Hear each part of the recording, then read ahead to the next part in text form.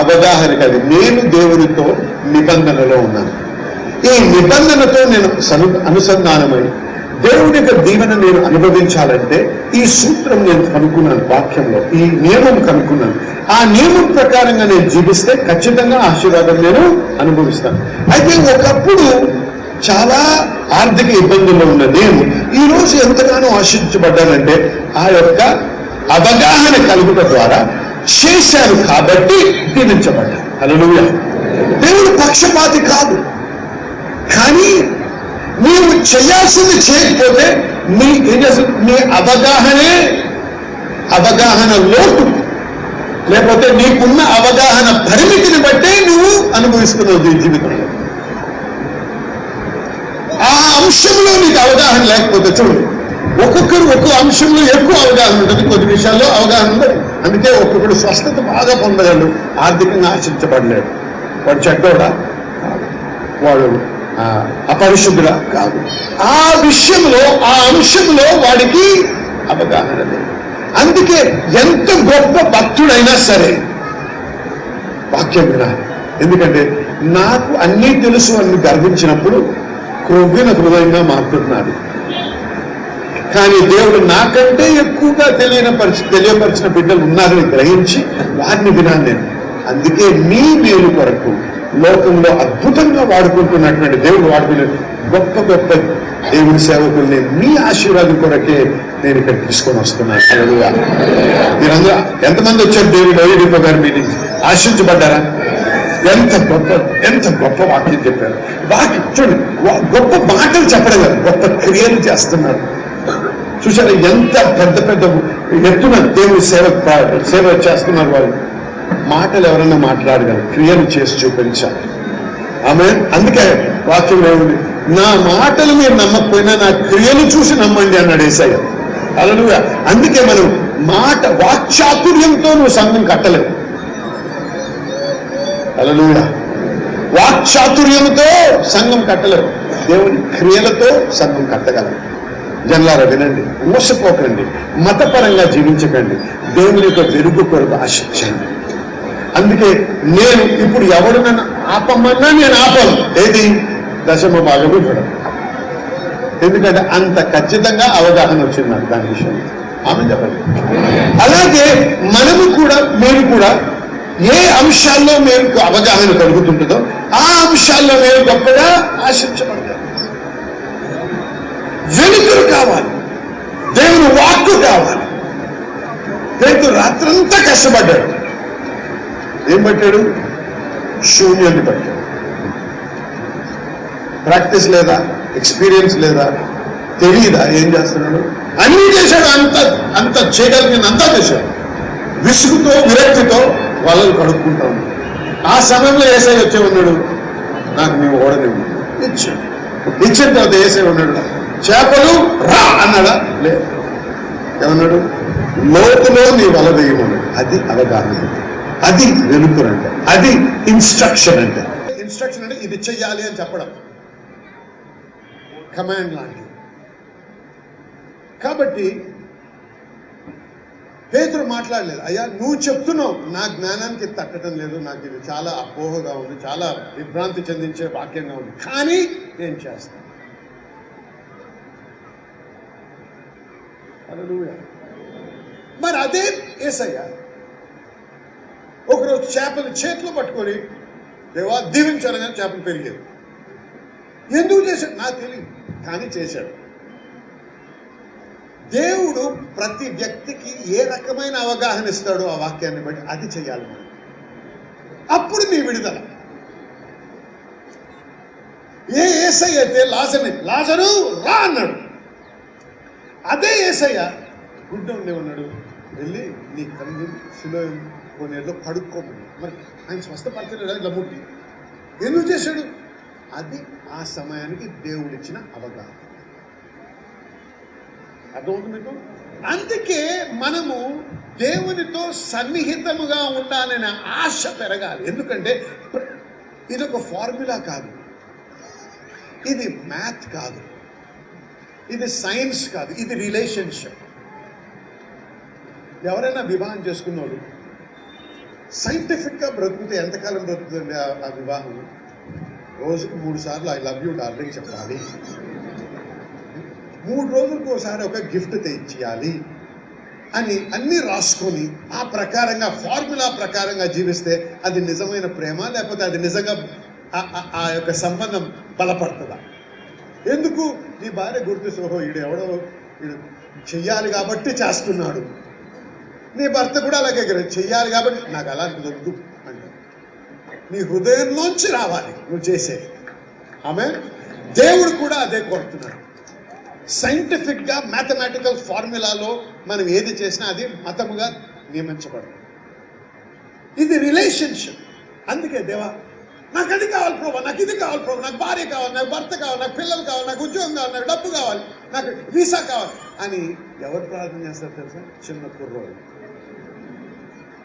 పుట్టిన పసిపాపలు ఉంటారు కదా, పుట్టి 2 నెలలు అవుతుంది, వారికి అవసరాలు ఉంటాయి. కానీ మీ భాష వచ్చే వారికి ఎలా చెప్పగలరు? వారికి ఓ భాష వచ్చు అని అరుస్తారు. వెంటనే మీరు ఏం చేస్తున్నారు? అదంతా వదిలి పరిగెడతారు. పసివాడు కాబట్టి వాడిని చూసుకొని ఏం కావాలో వెంటనే మనం అందిస్తాం. 17 ఏళ్ళు వచ్చిన తర్వాత కూడా క్యా అంటే ఏముంది, అమ్మో ఇదేదో ప్రాబ్లం లాగుంది అనుకుంటాం, అవునా? కానీ అనేక మంది సంఘంలో అలాగే ఉన్నారు. నీవే చెప్పగలిదేవా, నువ్వు ఎలాగైనా నాకు డబ్బు ఇవ్వాలి, ఎలాగైనా నాకు ప్రమోషన్, ఎలాగైనా చెయ్యి ప్రభా, నువ్వు చేసే వరకు నేను ఉపవాసం ఉండదు. అదే ఉపవాసం కదా, హంగర్ స్ట్రైక్. అది నీ హంగర్ స్ట్రైక్తో దేవుడు ఈ లోకంలో ఉన్న దేశాల్లాగా ప్రవర్తించాడు. దేవుడు భయపడ్డు, నువ్వు సస్తే రావు.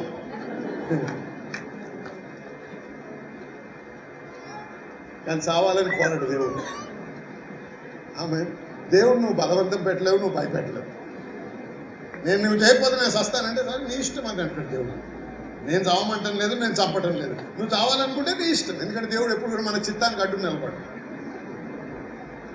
అందుకే నాకు రక్షణ వద్దు, నాకు రక్షణ వద్దు, నాకు రక్షణ వద్దు అంటే, అయ్యా నీవు కోరుకున్న నరకానికి నేనేంది తీసుకొని వెళ్దాను అంటాడు యేసయ్య. నా దూతల నుంచి పంపిస్తాను అంటాడు. కానీ అది నా చిత్తం కాదు, అందుకే నేను నీ కొరకు మరణించాను. కానీ నువ్వు నేను మరణించి నేను నా రక్షణ నీకు ఇవ్వాలని ఆశిస్తుంటే నువ్వు తృణీకరిస్తే నేను బలవంతంగా కానీ నేను నిన్ను రక్షించాను. చూసారా? అర్థమవుతుంది మీకు చెప్పేది? హల్లెలూయా, హల్లెలూయా. అందుకే అవగాహన అనేది చాలా ప్రాముఖ్యమైనటువంటి విషయం. జనులారా వినండి. అనేకమైన ప్రభా నాకు అది కావాలి, ఇది కావాలి, కావాలి, అది కావాలి, అది చేయి ప్రభా. నా దగ్గర కొద్దిమంది వస్తారు ప్రార్థన. ఏం కావాలి అంటే, నా తల్లికి బాగాలేదండి, నా తండ్రికి ఇంకేదో కావాలండి, నా బ్రదర్కి ఇంకేదో కావాలండి, మాకు ఇంకో సిస్టర్ ఉంది నాకు పాస్ అవ్వాలండి, మా తమ్ముడు ఒక భార్య ఉంది నాకు ఉద్యోగం కావాలండి, ఒక 5-6 లిస్ట్ చెప్పేస్తారు. సరే ప్రార్థన చేస్తాం, అంతే అయిపోయిందా? నీవు తెలుసుకోవాల్సిందంటే ఇది సంబంధము దేవునితో. షాపింగ్ లిస్ట్తో వెళ్దాం కాదు దేవుని దగ్గరికి వెళ్దాం అంటే. సూపర్ మార్కెట్కి వెళ్ళేటప్పుడు అన్నీ రాసుకొని చొక్కోటి తీసుకుని దాంట్లో వేసుకుంటూ టిక్కు కొట్టడానికి కాదు ఇది. హల్లెలూయా. అన్నీ దొరికిపోయాయి సరే, మళ్ళీ అవసరాలు వచ్చే వరకు నువ్వు సూపర్ మార్కెట్కి రావు. అలాగే ఉన్నారు చాలామంది క్రైస్తవులు. వారికి కావాల్సిన దొరికిన తర్వాత గుడికి వెళ్ళడానికి సమయం ఉండదు. ఆరాధన వాళ్ళు అప్పుడు చాలా బిజీ అండి అంటారు. ఊడిపోయింది అనుకోండి ఉన్నది, అప్పుడు ఆయన లేనిపోయిన సమయం అంతా ఉంటుంది వాడికి గుడికి రావడానికి. అంతదాకా ఎందుకు తెచ్చుకుంటావు?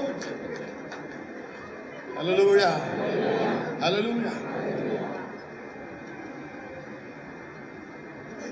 దేవుడికి స్తోత్రం. కాబట్టి వినండి, ప్రార్థన అంటే ఏంటి? దేవునితో మన అనుసంధానం పెరగాలి. ఎప్పుడైతే నువ్వు ప్రభా నాకు వెలుతురు నువ్వు నాకు చూపించు, నేను ఏం చేయాలి అని ప్రార్థన చేస్తావే, అప్పుడు నీ సన్నిహిత సంబంధం పెరుగుతుంది. ఆ ప్రార్థన నేర్చుకో. నీవు కావాలి ప్రభా, నీ వెలుగు కావాలి, నీ గ్రహింపు నాకు అనుగ్రహించు. నాకు నేను ఎదుర్కొనే సమస్యలో నాకు గ్రహింపుని, నాకు ప్రత్యక్షతను అనుగ్రహించు ప్రభా. దేవా నీకు స్తోత్రం. హల్లెలూయా, హల్లెలూయా అంటే చూడండి, అనేక సార్లు మనం చూస్తాం దేవుని యొక్క వాక్యంలో దేవుడు ఏం చెయ్యాలో చూపిస్తాడు. ప్రభా నేనేం చేయాలి ప్రభా అన్నాడు దావీదు.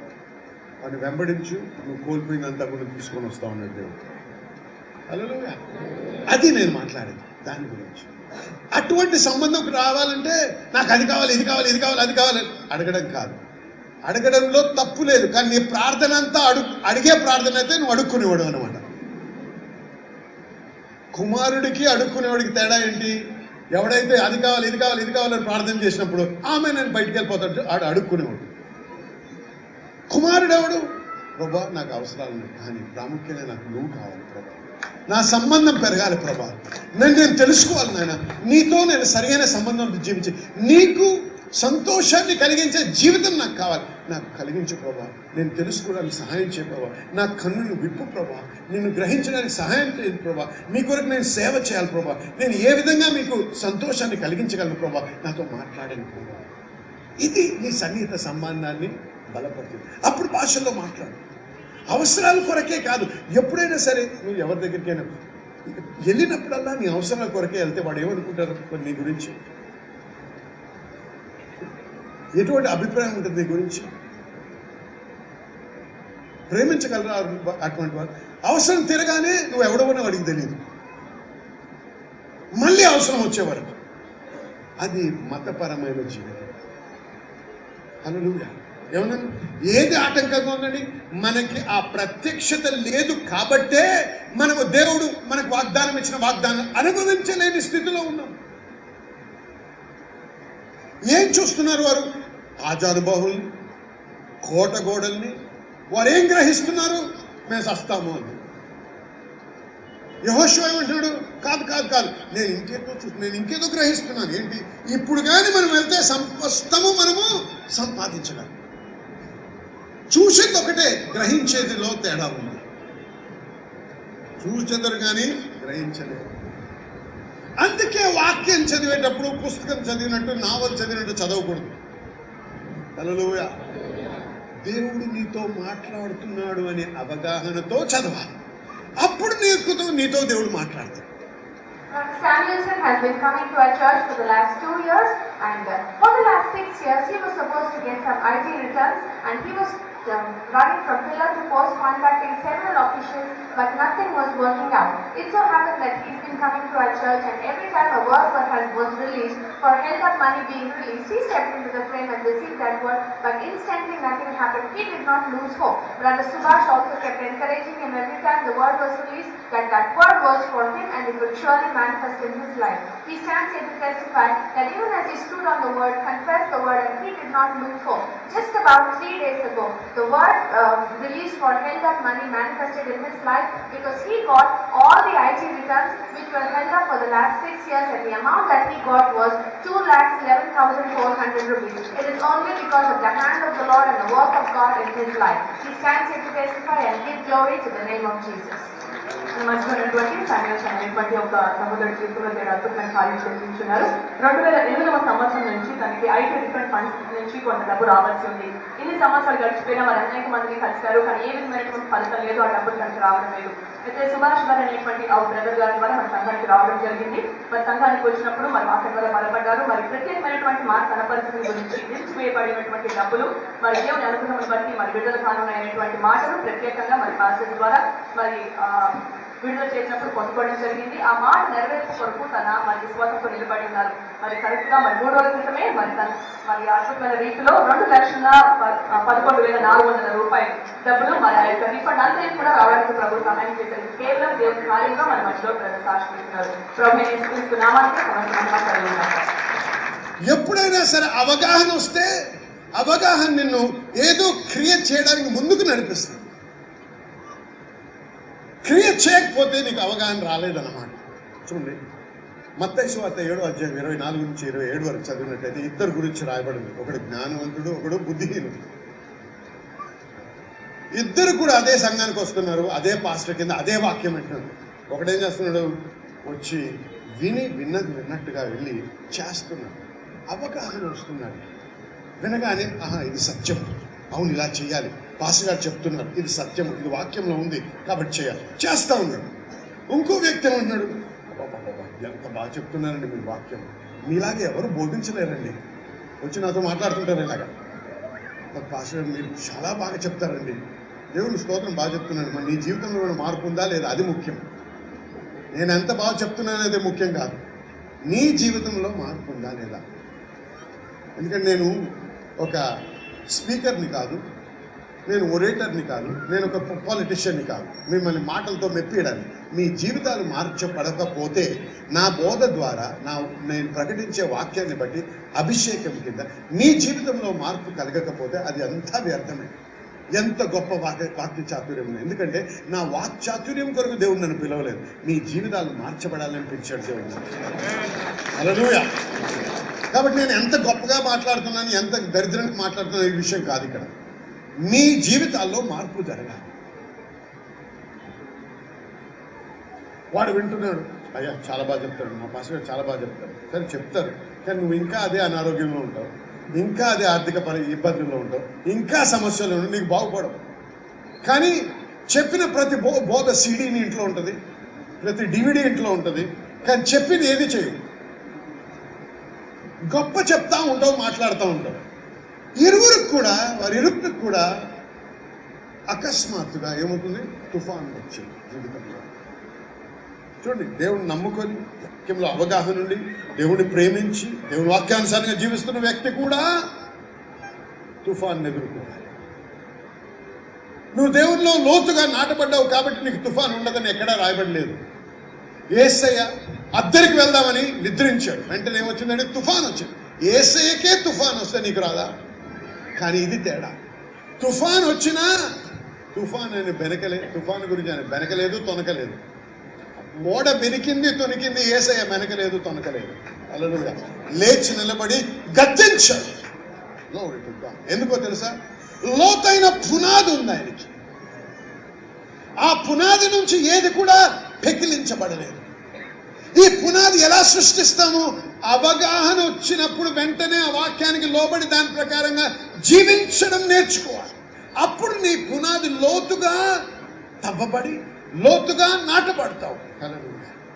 మరి ఇంకోడు అన్ని హర్షిస్తున్నాడు, చాలా బాగుంది అంటున్నాడు, కానీ చేయటం లేదు. అయితే వాడికి ఏమైంది? వాడి గృహము కూలిపోయింది, కుప్ప కూలిపోయింది. హర్షించి ఏదో పుస్తకంలా చదువుతూ ఏదో ప్రార్థన చేయాలి కాబట్టి అనుకుంటూ ఈ జీవితం బ్రతుకుతే తుఫాన్లు వచ్చినప్పుడు నువ్వు దాన్ని ఎదుర్కోలేవు, దానిలో జయించలేవు. మళ్ళీ అప్పుడు నువ్వు అటువంటి వారు ఏమంటారు తెలుసా? అరే దేవుడు నన్ను ఎందుకు ఇలా హింసిస్తున్నాడు, నేను దేవుడిని ఇంత ప్రేమిస్తాను, కానీ నేను దేవుడి సంఘానికి వెళ్తాను, నేను ప్రతి వారం వెళ్తాను, ప్రార్థన చేస్తాను, పాస్టర్ నన్ను ముట్టుకుంటారు, పాస్టర్ నన్ను ప్రార్థన చేస్తారు, నేను నా దశమ భాగం ఇస్తున్నాను, అయినా దేవుడు నన్ను ఎందుకు అలా మొత్తుతున్నాడు? దేవుడు మొత్తటందే నీ అజ్ఞానం. అంటే అవగాహన లేకపోయిన స్థితి అజ్ఞానం. నీ అజ్ఞానమే నిన్ను బంధిస్తుంది.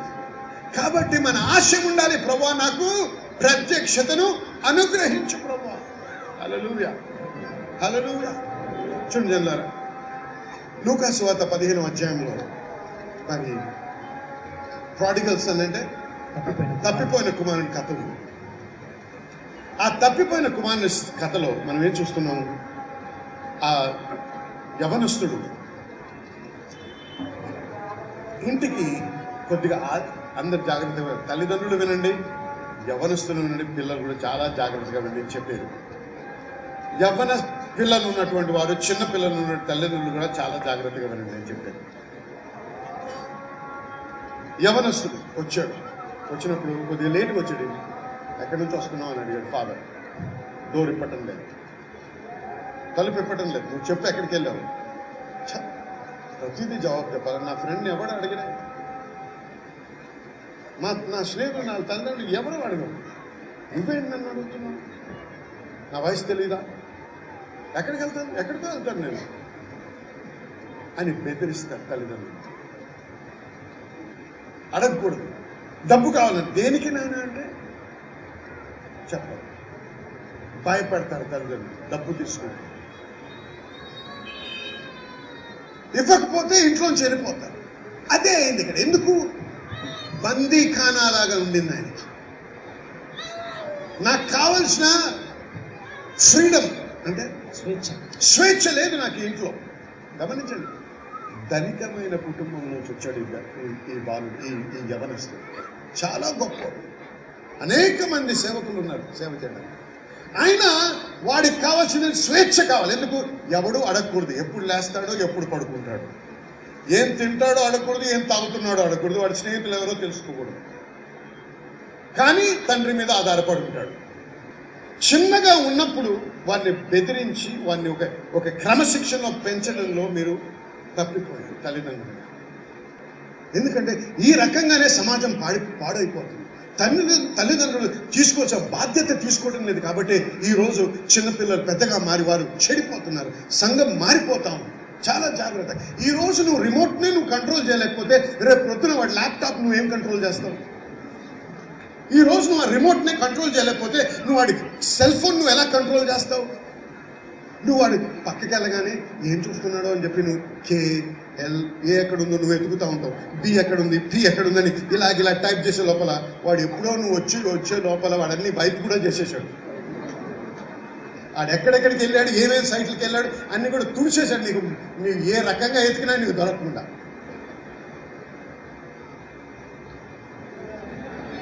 ఆమె లాకింగ్ పెడతాడు, రకరకాల లాకింగ్ సిస్టమ్స్ వచ్చాయి, ఎన్క్రిప్షన్స్ వచ్చాయి, వాళ్ళకి అన్నీ వచ్చు. యవనస్తులకి ఇప్పుడు తల్లిదండ్రులు ఇలాగా బొట్లు వేసుకోవచ్చు. ఎందుకు? ఆ జనరేషన్ వేరు, ఈ జనరేషన్ వేరు, వారితో కంపీట్ చేయరు. అందుకే దేవుని భయము భక్తి అనేది ముందుగా చిన్న పిల్లలుగా ఉన్నప్పుడే వారిలో నూరిపోయింది. నీవు తల్లిదండ్రులుగా మీరు పరిధులు గీయాలి, ఇది దాటకూడదు.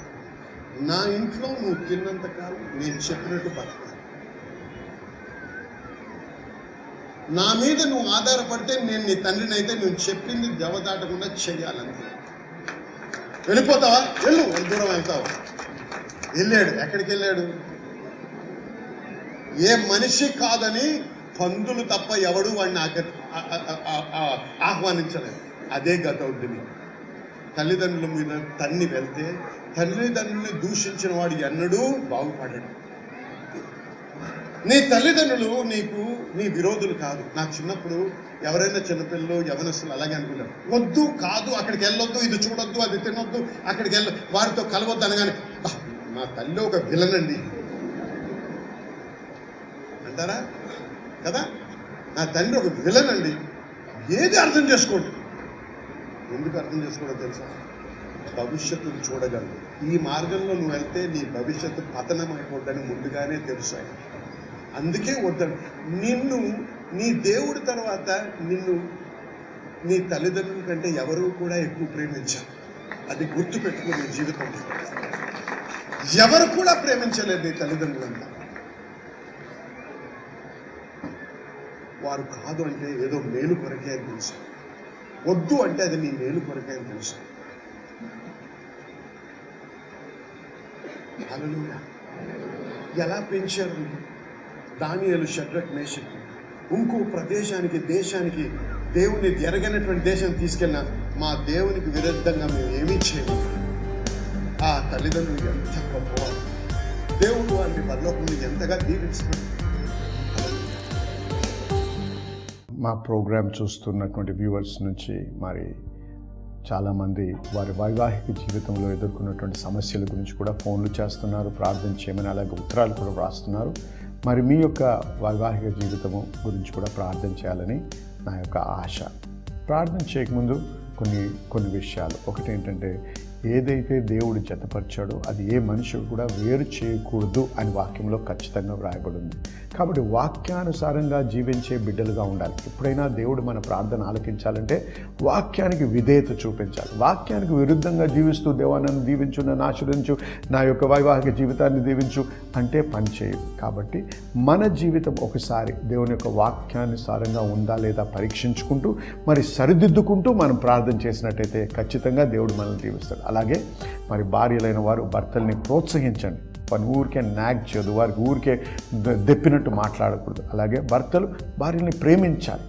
ఎందుకంటే దేవుడు జతపరచాడని మర్చిపోకండి, మనుషులు జతపరచలేదు. ఒకసారి మీరు అవును అని అన్నారు దేవుని ఎదుట, దేవుని బిడ్డల ఎదుట. కాబట్టి ఏది కూడా, ఏ శక్తి కూడా, ఏ మానవుడు కూడా, ఏ సాతాను కూడా మిమ్మల్ని విడదీయకూడదు. అది దేవుని వాక్య ప్రకారం.